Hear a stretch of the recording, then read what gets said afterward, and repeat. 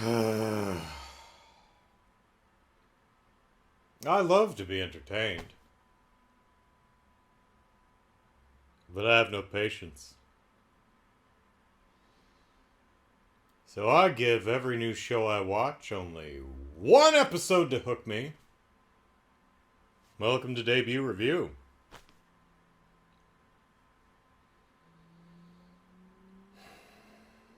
He-Man and the Masters of the Universe, the 2021 version.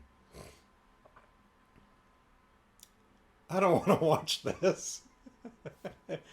I've been putting it off for weeks because I just don't want to watch this. It doesn't look like it's for me. I mean, it's my show. I could just not watch it. But in the last debut review, whatever that was, might have been He-Man. I said that, next time, this show. Ah.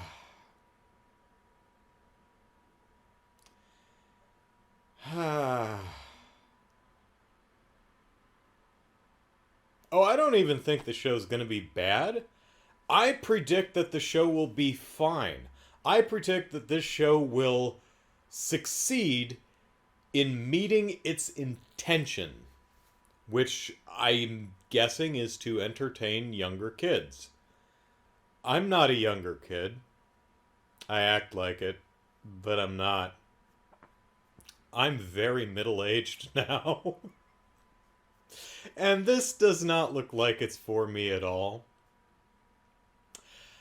I appreciate what it appears they're, just doing something different with the property, and I can appreciate that. It's not a matter of, well, how dare they change the IP I know and love? Nah, it's fine. Do something cool with it. I've got the original He-Mans. The one from the 80s. I mean, I don't have it on DVD or anything, but I think it's on Netflix. I could watch it. There's the early 2000s one. There's the Masters of the Universe Revelations that I watched, and I quite enjoyed. I think it relies pretty heavily on your familiarity with and love of the IP. So if you're not already a Masters of the Universe fan, pretty safe to skip. Doesn't mean it's bad. It's fine. But it's much better if you're a fan of the property. This, one of the things I like about the Masters of the universe is the sword and sandals fantasy aesthetic with a bit of tech mixed in there, This looks like Skylanders. It looks, I mean, did Toys for Bob have anything to do with this? Because it looks like the same aesthetic as Skylanders, which is fine. Skylanders is fine. It's cute. There's nothing wrong with Skylanders. It's just really not for me. And I have a sneaky suspicion this is not going to be for me either. I would love to be wrong about that. Maybe it's great. Maybe I'll love it and dig into the all 10 episodes.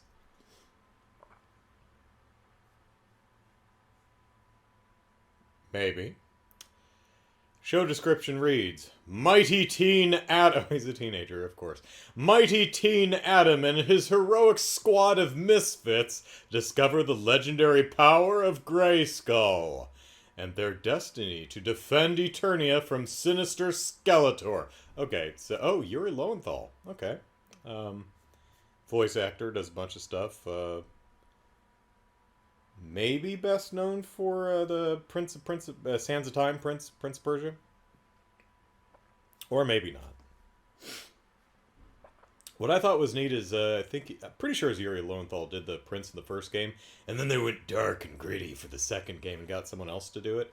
And then, I don't remember if it was the third or the fourth game, but they got both actors, Yuri Lowenthal and the other guy, because they kind of had like a a duality with the princes going on there, and so they got both actors. That's a pretty clever thing they did there. I enjoy that. You know, I should really watch the third season of Castlevania. I really enjoyed the first two for the most part. Haven't got around to that yet. I'm rambling because I just have no interest in watching this. I don't want to watch it. Oh, God. How long is it? I mean, it is only half an hour, right? It's 26 minutes. Okay. Well, in the interest of putting this off as long as I can, let's read the show description for episode 1. Warrior witch Tila, she's a witch, huh? Okay. Searches for the fabled Sword of Power's champion. So she has the Sword of Power. She's looking for a big, strong man to use it. This could... I'm sure it's fine. There's a stumbling block here, show. We'll see if you stumble over it. And finds adventurous teen Adam and his Tiger Tribe friends. Tiger Tribe friends. Cringer and Crass. Who the hell is Crass? I don't know. I guess maybe I'll have to watch the episode. I don't want to. It looks so not for me. I don't want to watch this. Oh, shit.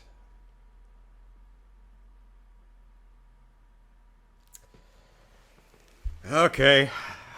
I'm a big boy. I can sit here for 26 minutes and watch a cartoon for children. Yay!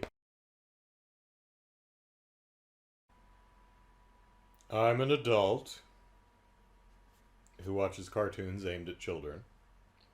And as an adult, I can admit when I'm wrong. This is not one of those times. Oh, that's interesting. I'm actually on the screen that shows the episode list.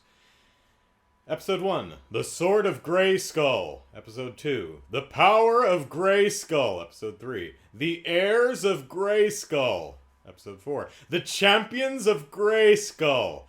Can you guess what episode 5 is called? We Have the Power. Then Orko the Great, He-Man the Hunted, The Calm Before the Storm, then Cry Havoc Part 1, Part 2. Were you going for a motif and just lost interest or couldn't think of good titles? What happened there? Okay, so is the show for me? No, it's not. Is the show any good? It's let me go back to something I said before the break. Does the show succeed in meeting its intentions? I think for the most part, yes, but it is a mixed bag. I appreciate it. I described He-Man and the Masters of the Universe as fantasy, sword and sandals, fantasy with a touch of technology. This seems to be the inverse of that. This seems to be more technology with a touch of fantasy and magic mixed in. Okay, that's fine. It's also doing something very, very different from the various iterations of Masters of the Universe that I've seen. There's the original one from the 80s, there's the new one from the early 2000s, and then there's the Masters of the Universe Revelation one, which came out a month or two ago, which is a continuation of the one from the 80s. So those are all generally the same characters going through the beats of the same general overarching story. This is very different. And they have actually a lot of interesting setup here. So, King I can never remember his name. I think it's Randor. Um, Nobody really seems to like him. Like, Eternia is pretty good if you're upper class, but not so much if you're mid class or lower. So everyone who lives in, the lower levels or out in the the woods, no one really seems to be a big fan of King Randor. Uh, so our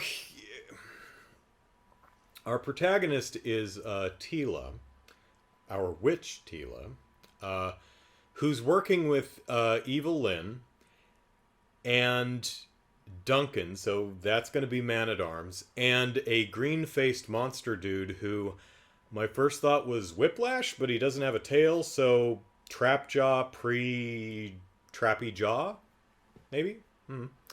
Um, and they seem to be more kind of freedom fighters, except Tila and Duncan are like, don't hurt people, and Evil Lynn is yes, hurt people, and Trapjaw, maybe, question mark, doesn't seem to care either way.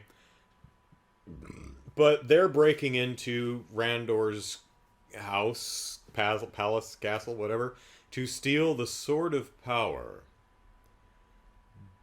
Because the of power seems to be the attractive part, at least for Evil Lynn, and I'm just gonna keep saying Trapjaw. Well, the plan is, okay, we are going to sit here on the outside skirts of town while Tila, you sneak in and steal the sword. It's a team effort. Okay.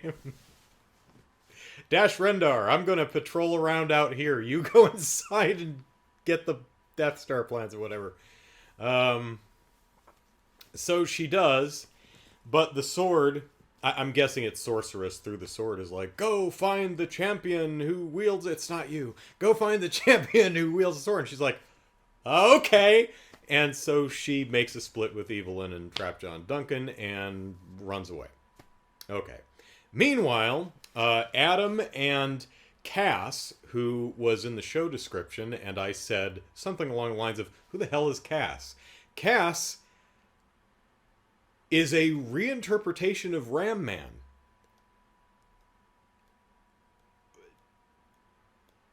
Okay. Is Cass... Did Ram Man actually have a name other than Ram Man? Is it because Cass sounds kind of like Crash, and she's constantly crashing headfirst into things? I don't know. But, I do appreciate from a character design... I kept wondering, when she first got on the screen, I'm like, not to question the design of the show, which is consistent. I'll get to a couple nitpicks here in a sec. Even though I don't care for it, why is she wearing what looks kind of like a a protective boxer's helmet? For sparring. It's that headpiece that goes around here. And then later I'm like, oh, she's a reinterpretation of Ram Man. Oh, okay, that's fine. One thing I like about her character design is they've made her a bit stockier than the other female characters. Which means that she's a bit closer to an actual realistic body type. I personally would have gone even stockier with her. Because Ram Man is a big, stocky... He just launches himself at stuff head first. You need some mass behind you. And she's stockier than the other characters who are all ridiculously reed thin, which is just aesthetically how this show works. Long legs, tiny waists, that kind of thing. Again, I've got a couple critiques here. But, fine. Cringer is not much of a scaredy cat. he's actually kind of brave-ish. And he has a nephew who is kind of scaredy cat. And I think the nephew's name is Kitty, which is weird. Because they live in a society of cats, tigers. And one of them's name is Kitty? That would be like naming your child Human. You know? I mean, just a little weird. Like they just couldn't think of a good name. What's her face? Tila walks into the village of cats and she falls out of she's actually climbs a tree because apparently she's afraid of cats, and she didn't even know that. She's like, apparently I'm afraid of cats, so I'm hiding in the tree. Like, cats can climb trees. She's like, what? And there's like 3 kittens climbing the tree going meow. Oh, hey, I almost got an R roll going there. Nice. Sometimes I can do it, sometimes I can't. Can't do it on cue. And then she falls out of the tree, but catches herself with magic. And one of the few humans in the cat tribe, magic! And throw her in jail. Oh, okay, we don't like magic. But cats are cool, so I can swing with it. Then Evelyn and Trapjaw and Duncan track them down and raise the village to the ground because they're going after Tila and the Sword of Power, which is in a, wrapped in a sheet or something like that. So it's this big bulky package in the shape of a sword. And they're like, technology! I'm like, wait a minute, we don't like magic or technology? We just like cats? I'm with you on the last part, but I mean, come on, what do you guys do? We don't like technology or magic. We only like cats. What? So, Tila says, Adam, bro, see that sword-shaped package? He says, yeah, I see the sword-shaped package. She says, you grab it and run that way. I'm going to run the other way, get them to chase me, and I'll meet up with you later via the voice in my head. And he's like, all right, sounds like a plan. So they do that, and of course Adam runs after her because, she gets into trouble and almost falls off a cliff. And there's a really funny scene where he's like, hey, this is my favorite cliff. I almost die here every day. Beginning of the show starts out with one of the early scenes with him is him trying to rescue Kitty from who'd fallen off the cliff and landed on a tree branch, so he's climbing down and trying to help. So it's fun. There's some funny stuff in here. There's some good stuff.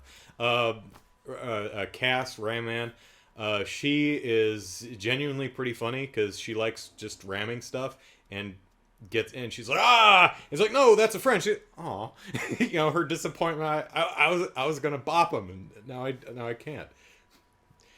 And her philosophy is there's no problem you can't solve simply by ramming it with your face. I like that's why I play the Yakuza games, because there's no problem Cosmic Kiryu can't solve by punching it in the face. He pulls her off the cliff, and she's like, I told you to get the sword away from here. And he's like, this is a sword? Well, shit. Have at thee. Yeah, it's a sword, dumbass. And of course the sword glows, and he's like, what's this written on the sword? By the power of Grayskull, I have the power. And they don't quite go full magical girl, though they do in Masters of the Universe Revelations, which is amazing. And they totally should go full magical girl, because it's hilarious when they do. But they don't. But he becomes uber bulky He-Man, and even the sword gets buff. The sword, here's the sword. Sword goes, ugh. Okay. The design of the sword is really obnoxious. And that's where the episode ends. It just stops right there. Okay, sure. So aesthetically, not a huge fan. It does remind me, it's consistent at least. The animation is pretty good. Animators, what's going on with Evelyn's face? just dial that back a bit. There's expressive, and then the facial controls have gotten away from you. I mean, she's just... I mean, her face is just all over the place. Stop! Stop it! Pull that back a bit. Subtlety. That's what the children want. Subtlety. He-Man's design is top-heavy. He's incredibly broad-shouldered, barrel-chested, big-armed, and kind of short-legged. Not that he's skipping leg day or anything, but you know how human beings are generally about 7 heads tall?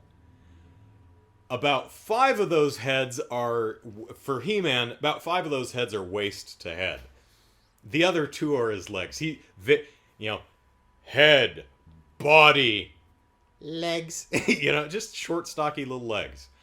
It kind of works aesthetically, though, because, it's transforming this kid into big He-Man. Ah, ha, ha. Yeah. Evil Lynn, though, she's the exact opposite. She is all legs. She's like 5 heads of legs, and the other 2 heads are torso and head.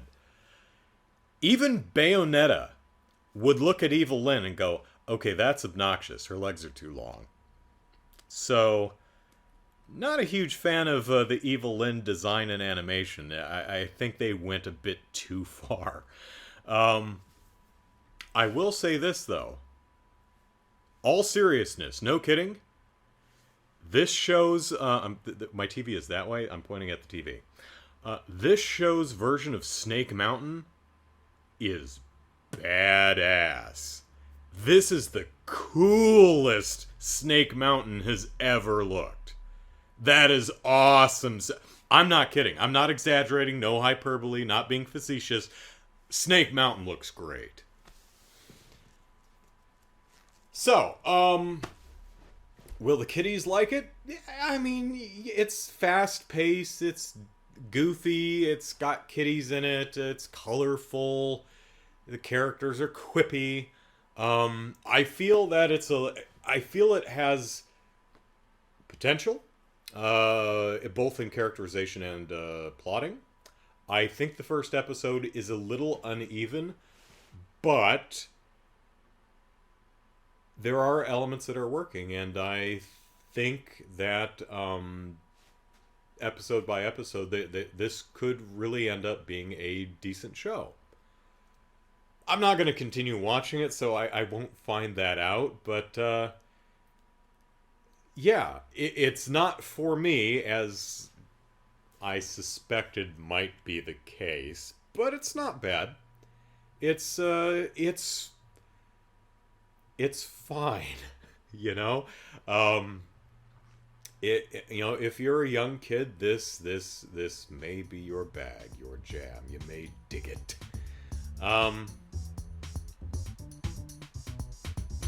Anything else I want to say? No.